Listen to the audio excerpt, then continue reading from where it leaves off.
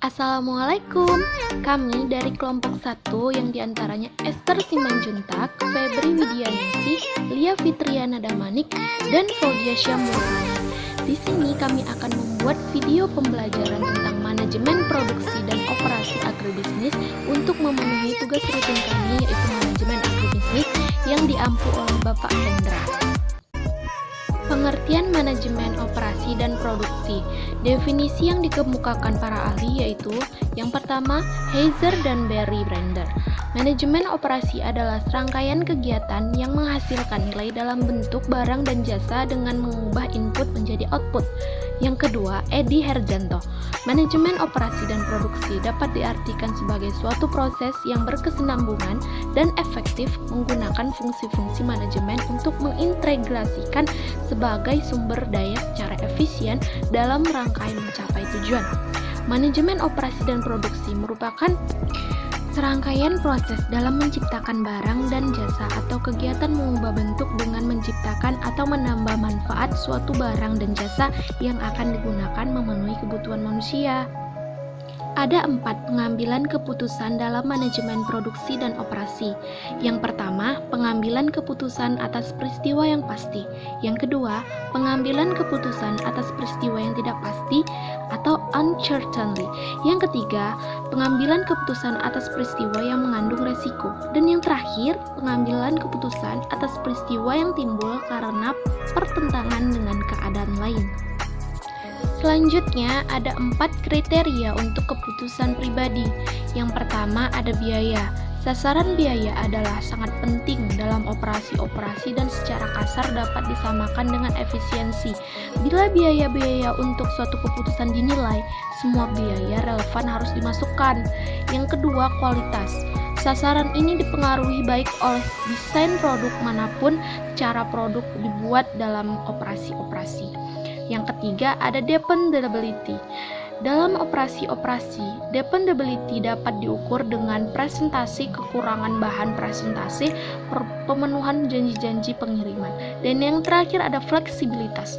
Fleksibilitas menyangkut kemampuan operasi-operasi untuk membuat perubahan-perubahan dalam desain produk atau dalam kapasitas produksi dan sebagainya untuk menyesuaikan diri terhadap perubahan-perubahan yang terjadi. Nah, selanjutnya ada 4 faktor pesatnya perkembangan manajemen produksi dan operasi nih guys. Yang pertama, adanya perkembangan kerja dan spesialisasi. Yang kedua, evolusi industri. Yang ketiga, perkembangan alat dan teknologi yang mencakup standarisasi parts dan komponen serta penggunaan komputer. Yang terakhir, perkembangan ilmu dan metode kerja yang mencakup ilmiah, hubungan antara manusia dan model keputusan. Oke, selanjutnya terdapat 4 fungsi dan sistem produksi dan operasi. Yang pertama, ada proses pengolahan, merupakan metode atau teknik yang digunakan untuk pengolahan masukan atau inputs. Yang kedua, jasa-jasa penunjang, merupakan saran yang berupa pengorganisasian yang perlu untuk penetapan teknik dan metode yang akan dijalankan, sehingga proses pengolahan dapat dilaksanakan secara efektif dan efisien. Yang ketiga, perencanaan, merupakan penetapan keterkaitan dan pengorganisasian dari kegiatan produksi dan operasi yang akan dilakukan dalam suatu dasar waktu atau periode tertentu. Dan yang terakhir ada pengendalian atau pengawasan, merupakan fungsi untuk menjamin terlaksananya kegiatan sesuai dengan yang direncanakan, sehingga maksud dan tujuan untuk penggunaan dan pengolahan masukan atau input pada kenyataannya dapat dilaksanakan. Terdapat hubungan fungsi produksi dan lingkungannya, diantaranya yang pertama interaksi dengan unsur-unsur lingkungan, yaitu langganan dan tenaga penjualan di tempat produksi dapat mengganggu proses transformasi. Yang kedua, proses transformasi teknologi sering lebih efisien daripada proses yang diperlukan dalam pengadaan masukan-masukan dan penjualan produk-produk akhir. Dan yang ketiga, keterampilan-keterampilan manajerial yang diperlukan untuk keberhasilan operasi proses transformasi sering berbeda dengan yang diperlukan untuk keberhasilan operasi pemasaran, personalia, atau keuangan. Oke, selanjutnya organisasi formal fungsi produksi.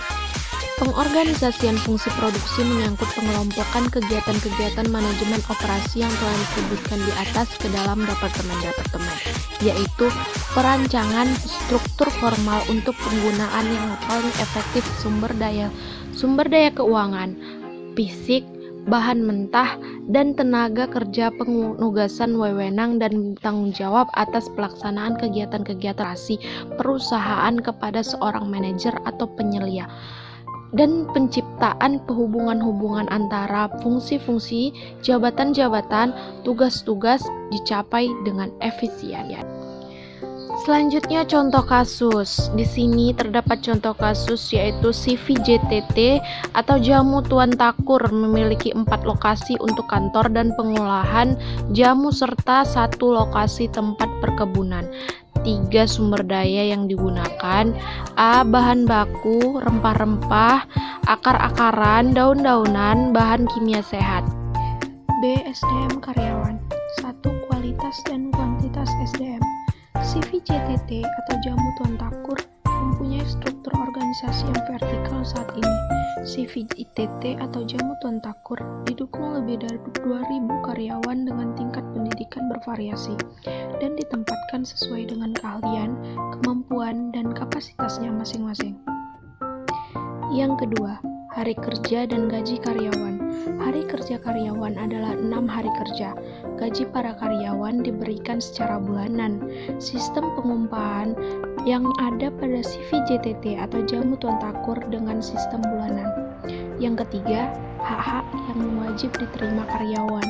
Hak-hak karyawan CVJTT atau Jamu Tuan Takur secara umum yang harus diterima antara lain: A. Kesehatan dengan disediakannya klinik kesehatan di perusahaan. B. Sarana untuk olahraga. C. Tempat ibadah seperti masjid atau musola bagi yang beragama Islam. Dan D. Karyawan CVJTT Jamu Tuan Takur mendapatkan premi asuransi serta mendapat santunan bila karyawan mengalami sakit yang harus dirawat di rumah sakit serta mendapat santunan apabila meninggal dunia.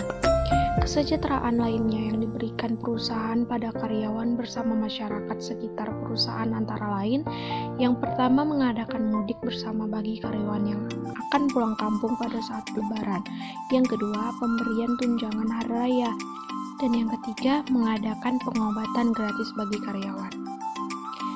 Di samping itu, untuk memastikan kesejahteraan karyawan, CVJTT atau Jamu Tuan Takur memberikan pelatihan khusus untuk karyawan, antara lain secara aktif menyelenggarakan pelatihan lokal karyawan untuk meningkatkan sumber daya manusia karyawan, mengembangkan sistem bonus kepada karyawan yang berprestasi serta mempunyai kemampuan yang tinggi, sumber daya lain, mesin teknologi komputer, kendaraan, dan sebagainya. Modal sebesar 2 miliar rupiah. Yang keempat, pembauran pemasaran. Terbagi dari produk aneka jamu kesehatan, harga mulai dari Rp5.000, distribusi baik lokal hingga internasional, promosi, periklanan, personal selling, promosi penjualan, publicist, dan hubungan masyarakat.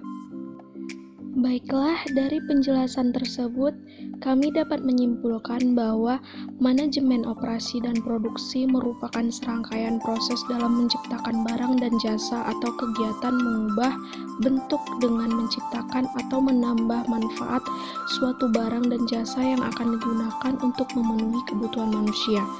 Dalam kerangka kerja pengambilan keputusan, bidang produksi dan operasi mempunyai 5 tanggung keputusan utama, yaitu proses, kapasitas, persediaan, tenaga kerja, dan mutu atau kualitas. Kriteria untuk keputusan operasi ada 4 sasaran dalam operasi-operasi, yaitu biaya, kualitas, dapat diandalkan atau dependability, dan fleksibilitas. Nah, baiklah, itu saja yang dapat kami jelaskan dalam video pembelajaran kali ini. Lebih kurang kami mohon maaf ya. Terima kasih sudah menonton.